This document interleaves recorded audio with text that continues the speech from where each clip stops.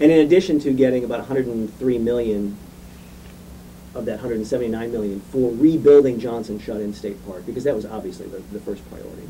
Because in addition to being a great resource for recreational use and for environmental preservation, for biodiversity and the features that are there at that park, it's also a fairly substantial economic issue for Reynolds County. And so that was the first priority. But on top of that, we really had no precedent on a national level in what to look at in settling a case like that. Then, fortunately, from my experience in dealing with a lot of other, high dollar and bigger stakes environmental cases, I hired a company called Industrial Economics out of Cambridge, Massachusetts, and they did a very good job of putting a dollar amount on the natural resource damage and the recreational use laws.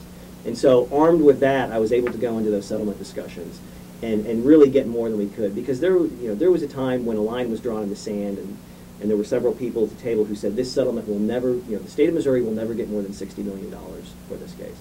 And obviously we ended up with $179 million.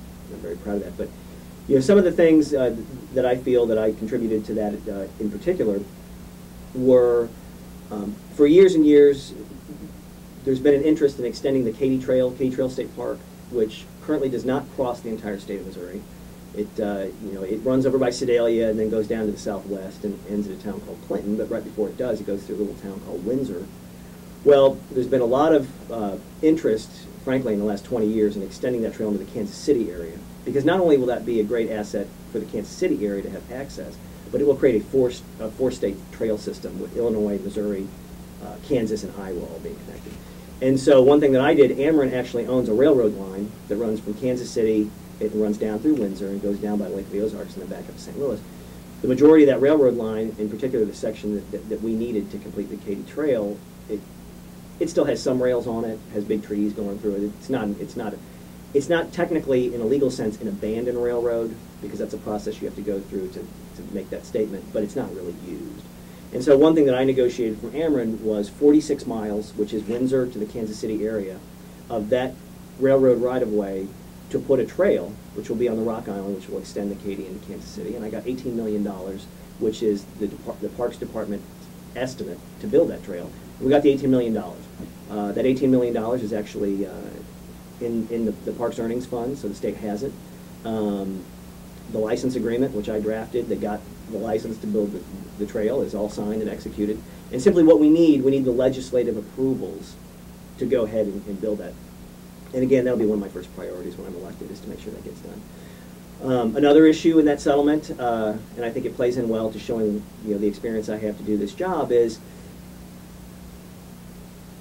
DNR, in addition to the many hats that it wears, it has an environmental emergency response unit.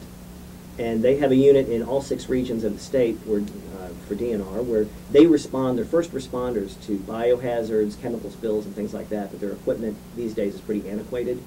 The biggest thing they needed were new vehicles. They needed new trucks so that they can carry their specialized equipment, work with local fire departments and police departments, and respond. So one thing that also I negotiated into that settlement was for Ameren to donate 6 new vehicles, which is the entire fleet. There's one in each vehicle, or one in each region, to donate 6 new vehicles to the state of Missouri for that purpose. I required they be made in Missouri, because I think it was important that we keep those jobs in Missouri. So we actually had those built at Precision Equipment down in Camdenton, which is by the Lake of the Ozarks. And about 2 weeks ago, we had a ceremony, and those vehicles were dedicated. And I'm very proud of that. That's going to help protect everyone in the state of Missouri. But again, when you're looking at an issue like that, it translates very well into the issues that you look at when you're a state senator. You've got your district, and you've got your issues that are important to your district. Just like in that Ameren-Tomsock settlement, you had issues that were important to the Department of Natural Resources. But you had a bigger picture issue for all the citizens of the state of Missouri, because all the citizens owned the park and needed to be compensated. And that's similar to in the Senate, when senators make various decisions. They're not only voting on what impacts their district, although that is the primary importance, but they're voting on what affects the entire state of Missouri and everyone who lives in the state. What do you see as some of the biggest issues facing the district?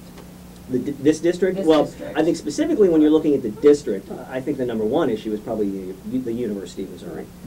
And the fact that the university lost out on $85 million 2 years ago for a new health sciences center, in large part because Chuck Graham filibustered the issue and the money was pulled out of the project. Keep in mind that was a result of the Lewis and Clark initiative, which was the Mohila sale.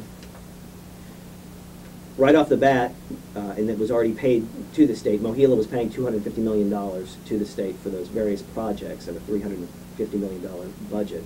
And so the University of Missouri was at the very top with projects and to receive the money. And because of the filibuster that Chuck Graham engaged in, we lost that money.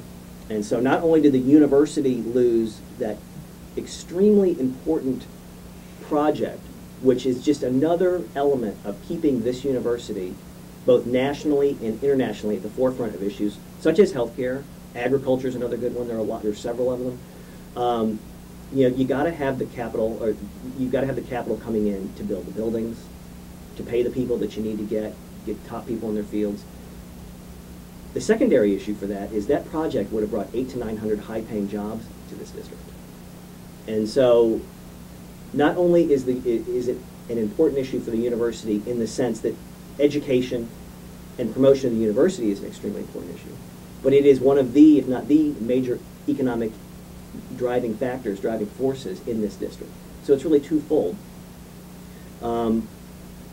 After the filibuster and causing the money to be lost for the university, there was extreme disappointment from both people within the university and from the business community here in Columbia, and I've certainly heard from those people, and that's a driving force in this election. There's no doubt about that.